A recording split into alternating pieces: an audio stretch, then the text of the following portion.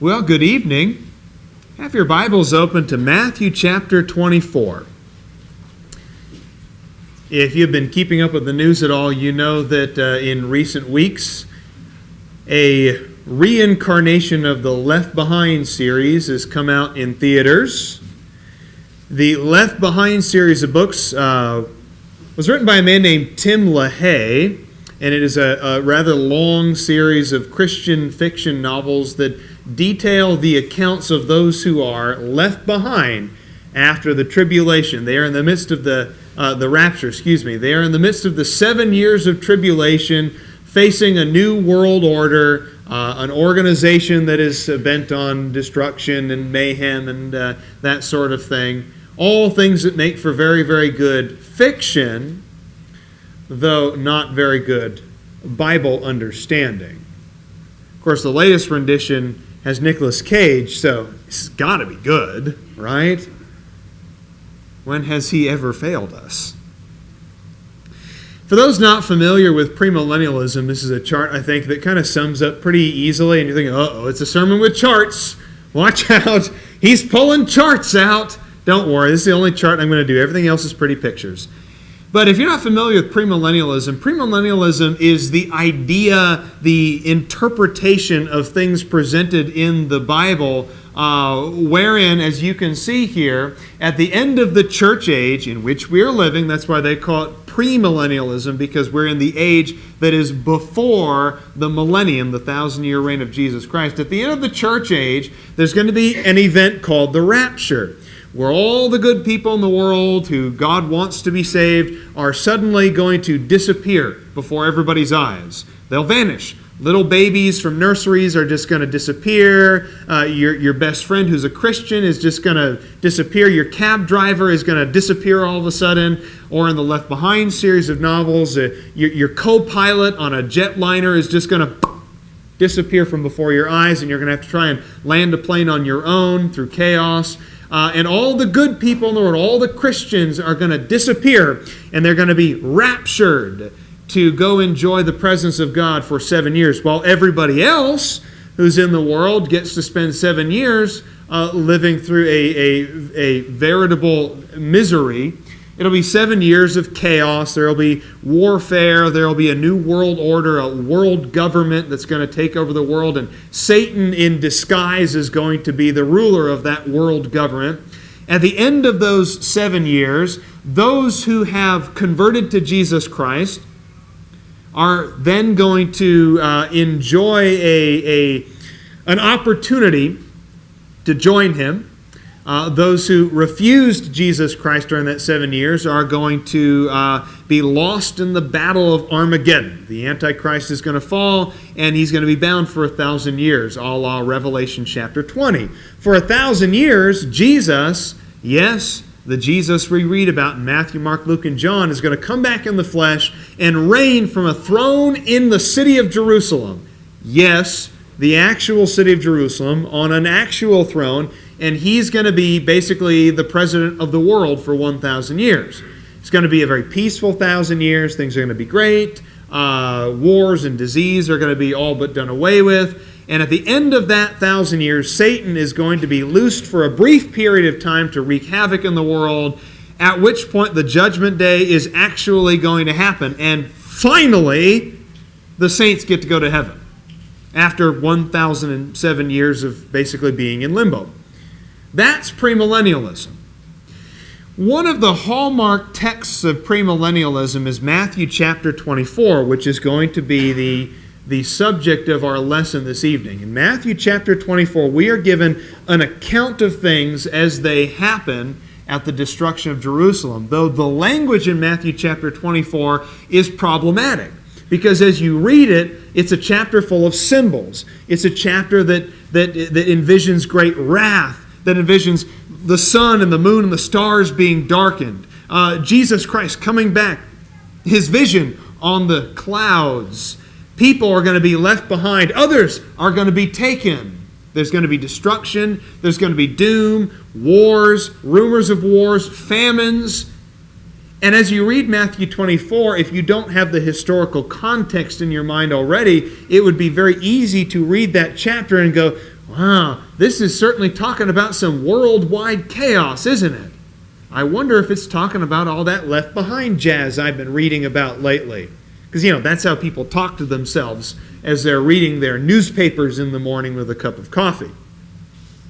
Some things, though, about Matthew chapter 24 that we need to keep in mind here as we get into the text.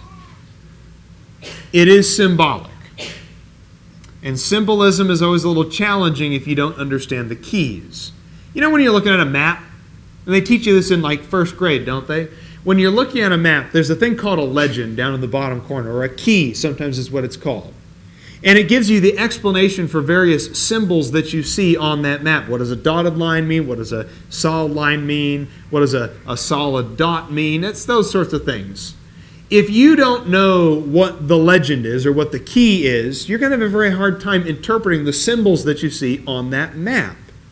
The same is true with prophetic language in the Bible. If you don't know what the symbols mean, if you don't understand the key or the legend, a lot of the things that you see in a chapter like Matthew 24 are going to be astounding and confounding at the same time. So let's first of all establish a timeline here for our chapter 24 musings. The first thing that you'll notice from Matthew 24, and as far as establishing a timeline, is verse 34, which says, "Truly I say to you, this generation will not pass away until all these things take place." So no matter how much mental dexterity you have to go through, no matter how many hoops you have to jump through to make your preconception fit the text, the reality is that Jesus comes right out and says, all the stuff that we're talking about on the Olivet Discourse, all the stuff from Matthew 24 is going to happen within the lifespan of those who are alive right now. All of these things are going to happen within this generation. And let's not get crazy here, people. Let's not try to interpret generation as something other than generation. A lot of people look at the word generation, they say, well, he's not talking about generation, he's talking about a class of people. As in, Christians as a class of people are always going to exist until these things take place, or before these things are concluded. No, generation is generation, okay? Generation is generation. All these things are going to take place within the lifespan of those living right now, Jesus says. And it's important to realize that timetable. I think it's important also that Jesus himself says, see to it that no one misleads you in this text. It's important to be kind of wary of strange interpretations. As you're reading prophetic literature, if something doesn't sound right, if something smells kind of fishy, Jesus is warning you, make sure no one misleads you.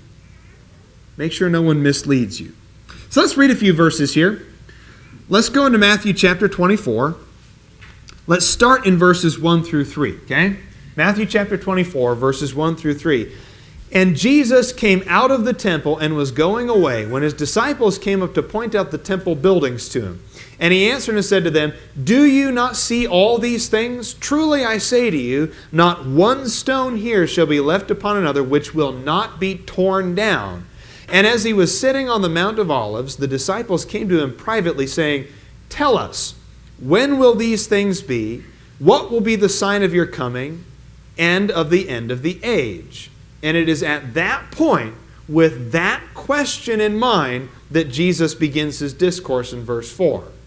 There's some really important facts that need to be established then. What does context tell you? Context tells you that the city of Jerusalem is what is in question right now.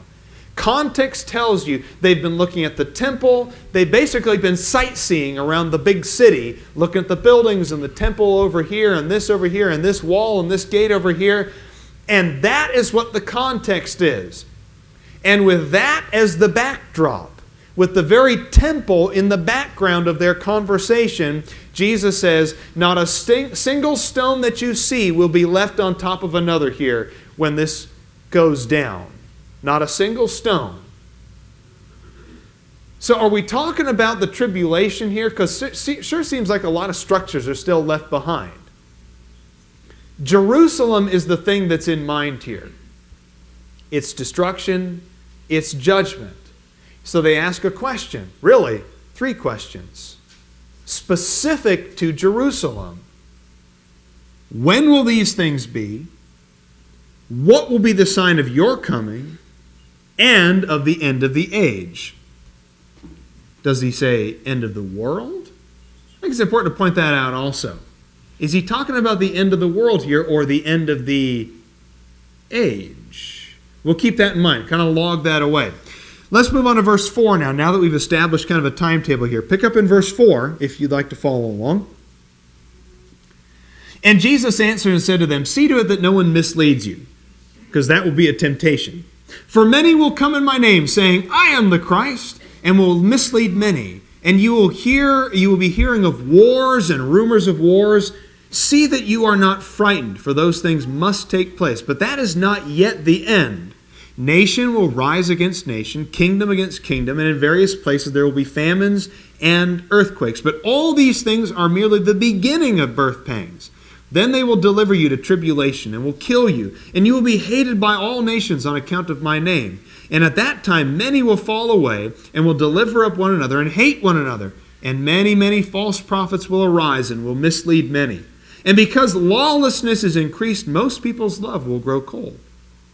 But the one who endures to the end, he shall be saved.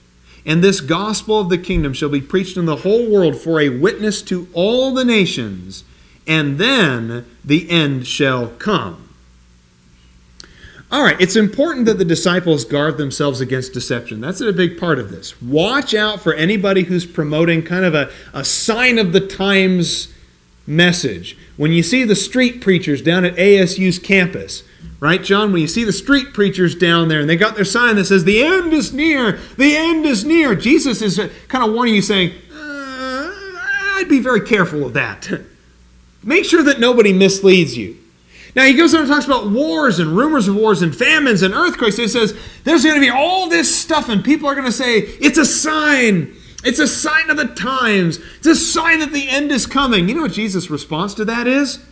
He basically says, when there are wars and rumors of wars, when there are famines and earthquakes, that's actually just the world operating normally. That's what he basically says. Don't be shocked by those things. Don't be startled by them. When there's war and famine and earthquakes, that's basically just the world operating as normal.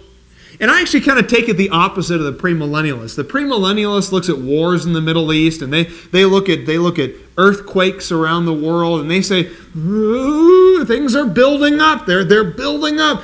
I actually look at calamities and take it as almost in a twisted sort of way, of course, almost a comfort to know the world is just operating normal. That is just kind of like baseline operation for the world. An earthquake is not a shocking thing. An earthquake just means that things are just happening just the way they're supposed to. Tectonic plate activity. Hurricanes don't bother me at all. Hurricanes don't scare me because the world has hurricanes. It always has had hurricanes, and until the end of the world, it always will have hurricanes. Wars, people are always going to fight wars. That's how it always is. And if you're looking at wars in the Middle East right now, thinking that this is somehow like boiling over, you have not read much in history books. Because the world has always been at a boiling point. For all of human history, we have been at a boiling point. So Jesus is basically saying, this is just the world operating normally. Don't listen to people when they say these are signs of the times. Rather, you need to be preparing yourself. When you hear of wars and rumors of wars and earthquakes and famines, that's nothing but an indication that the world is actually coming for you. Because the very next thing he talks about is tribulation. They'll deliver you to tribulation. Now, he's not talking like the premillennialist model. He's not talking about unbelievers who will become believers during the tribulation. He's talking about people who enter the tribulation who are already believers. You are already believers, and you are the ones facing tribulation.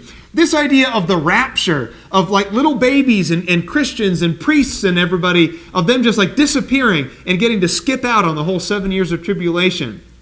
Jesus is actually saying, no, it's those people who are going to be facing the tribulation. They will be persecuted. You, the saints. We don't get to skip the tribulation. We are the tribulation. Right now is the tribulation. Christians in the Philippines are facing the tribulation.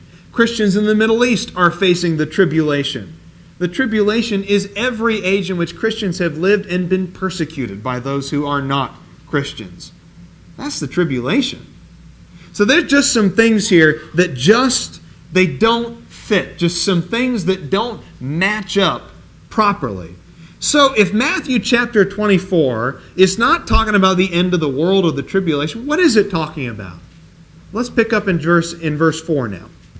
Let's keep reading here. In verse 15. Let's keep reading in verse 15.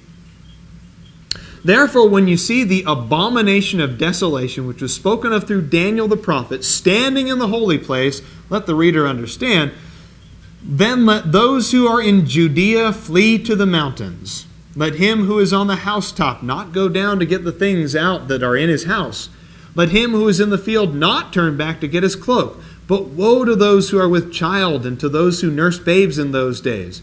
Pray that your flight may not be in the winter or on a Sabbath, for then there will be a great tribulation, such as has not occurred since the beginning of the world until now, nor ever shall.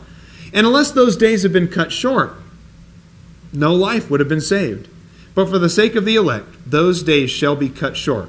That if anyone says to you, behold, here is the Christ, or there he is, do not believe him, for false Christs and false prophets will arise. They'll show great signs and wonders so as to mislead, if possible, even the elect. Behold, I have told you in advance. If therefore they say to you, behold, he is in the wilderness, do not go forth. Or behold, he's in the inner rooms, do not believe them. For just as the lightning comes forth from the east and flashes even to the west, so shall the coming of the Son of Man be. Wherever the corpse is, there the vultures will gather. So now Jesus is answering the second part of their question, isn't he? What will be the sign of your coming? He touches on his coming here, doesn't he, in the second half of this passage that we just read? When you see these things, you'll know that I'm coming now. You'll know that I'm coming.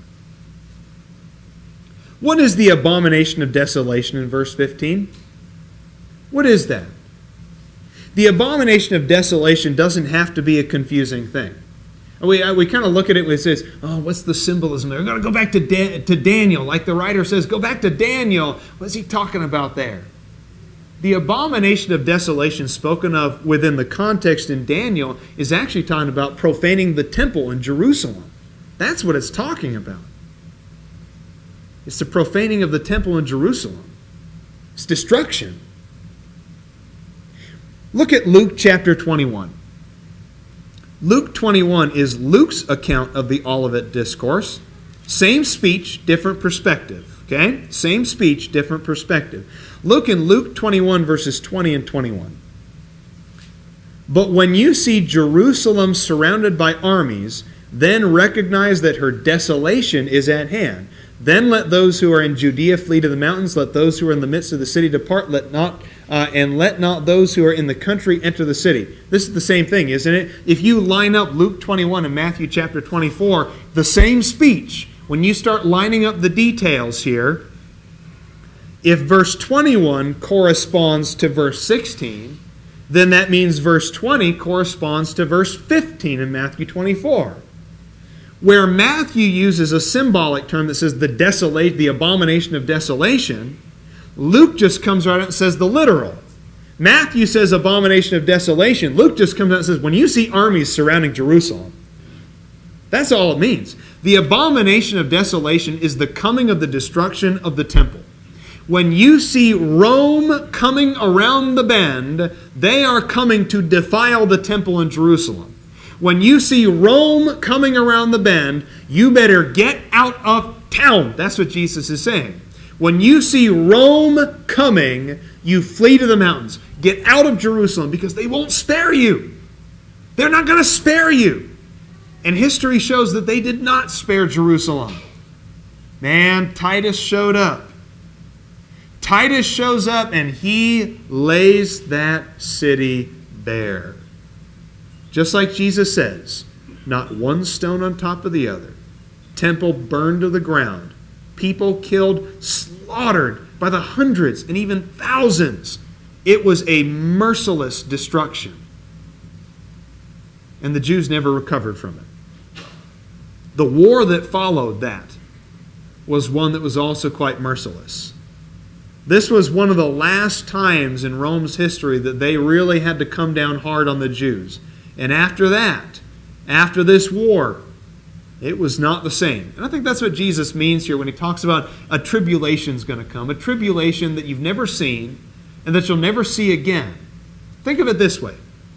Until this point in 70 AD, when Jerusalem is destroyed, had the Jews always kind of bounced back? Yeah, pretty much. They kind of bounced back. Hey, yeah.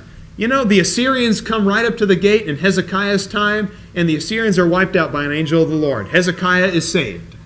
They bounce back from that. The Babylonian captivity. They kill the king. Nebuzaradan burns Jerusalem to the ground. And then, you know, when the Persians take power over Babylon, they send the Jews back, and the Jews rebuild the city.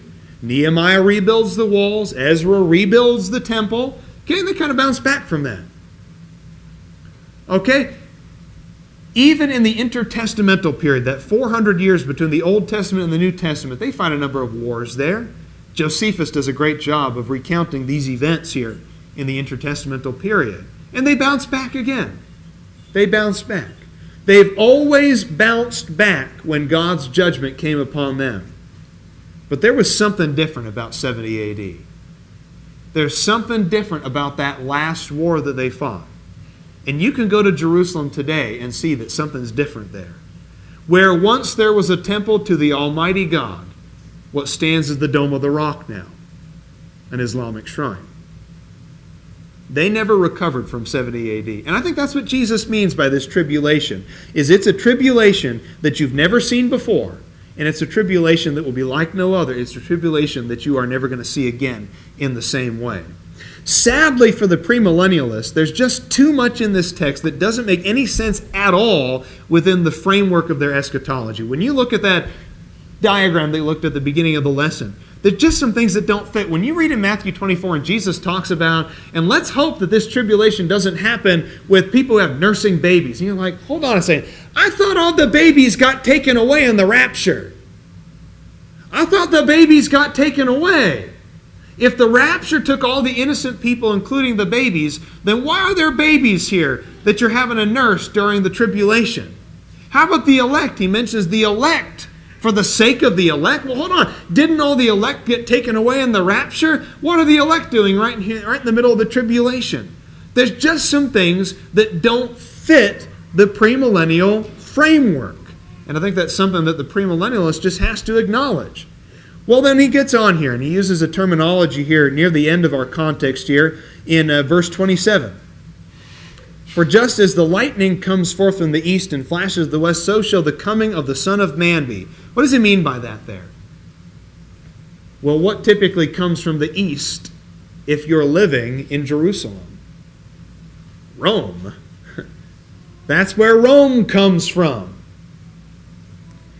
The coming of the Son of Man is not one of the end of the world, but the coming of the Son of Man is one in judgment. Jesus is using the Romans to judge Jerusalem. And that's the whole point of this passage. He's judging Jerusalem here. The coming of the Son of Man is the coming of Rome. It's the same language that we've seen throughout the Old Testament, by the way. You're always seeing God saying the great day of the Lord. What's the great day of the Lord? It's not the end of the world. You read Isaiah, Jeremiah, Ezekiel, any one of the prophets, and when they talk about the great and terrible day of the Lord, the coming of the day of the Lord, the coming of the Son of Man, they're not talking about the end of the world. They're talking about the end of an era. They're talking about a judgment against Babylon, against Assyria, a judgment against Jerusalem or Judea, a judgment against the northern tribes in Israel. It's always a judgment against specific people, specific nations in a specific time period. And it's the same way here. Let's keep reading, though. We're running out of time in our lesson. I do want to move on here a little bit. What's the significance of Jerusalem? Because I think what sometimes people will say is, so you're telling me all of Matthew 24, all of this elegant, sweeping language is just about the destruction of one city. All of this lightning coming from the east and flashing in the west, and the Son of Man coming on a cloud, and the abomination of desolation, and people being taken and people being left behind, and all of this massive, sweeping, epic language is just the destruction of one city? I say yes, because Jerusalem was not just any city. It was not just any city. If you really wanted to impress upon Americans the fear of your cause, what are you going to blow up? You going to blow up a warehouse in Topeka? Or are you going to blow up the World Trade Center in New York? You know, those two towers, they weren't just two towers. They weren't just two random buildings on September 11th. Those buildings were representative of something. You think, what do they want to blow up? They want to blow up two towers in New York. They want to blow up the Pentagon. They wanted to blow up the White House. They're not just picking random houses, random buildings. Those two towers were more than just two buildings to America. Jerusalem was not just any city. So yes, Matthew 24 is about the destruction of just one little city. And not even a very big city at that. Just one city. But when you read in the prophets of the Old Testament, what does Jerusalem represent? Every time Jerusalem is spoken of, he's not talking about just a city. Jerusalem becomes the symbol of a nation, the symbol of a religion, the symbol of a people. And when he says Jerusalem, Jerusalem, he's not talking about buildings. He's talking about the symbol there. Jerusalem's destruction was the end of an era. And that's part of the question that the disciples ask him way back in verse 3. What is the sign of the end of the age? What could possibly signal the end of the Jewish age more than the destruction of the temple in Jerusalem? The sacking of their capital city, never to be rebuilt the same way ever again. What could signal the end of an age more than that? So yeah, just one city, sure. But probably the most important city in Israel's entire history.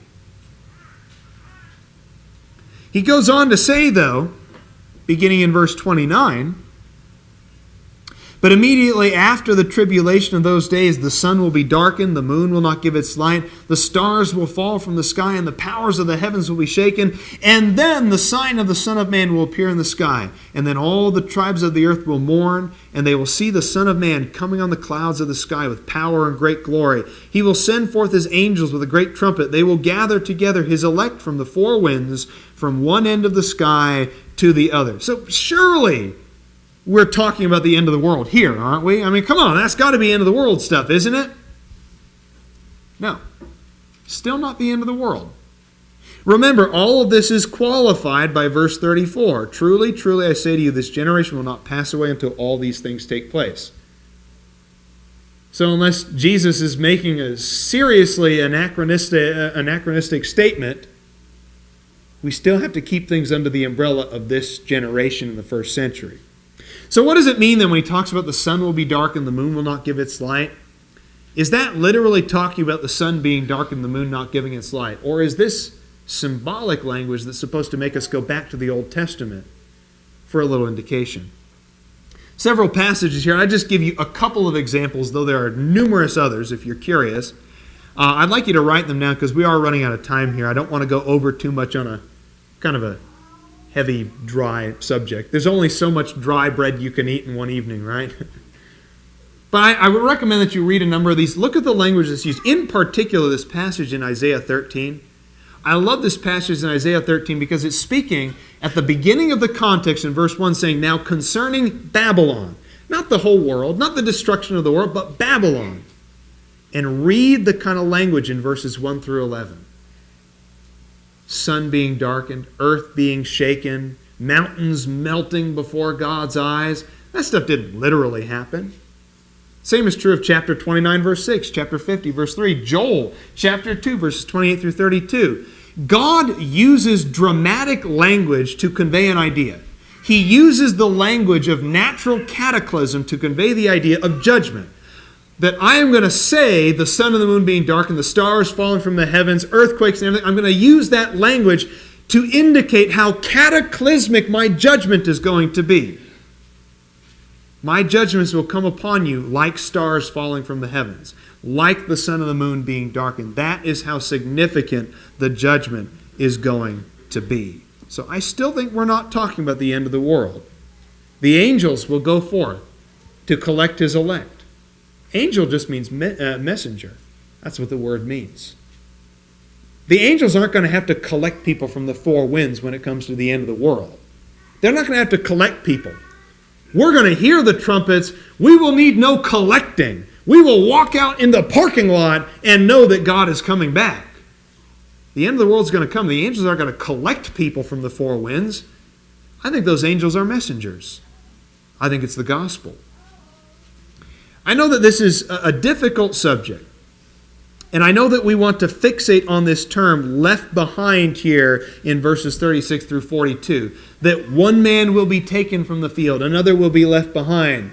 One person will be sleeping in a bed, and the other will be left behind. And we like to kind of fixate on that term, left behind, because it's dramatic.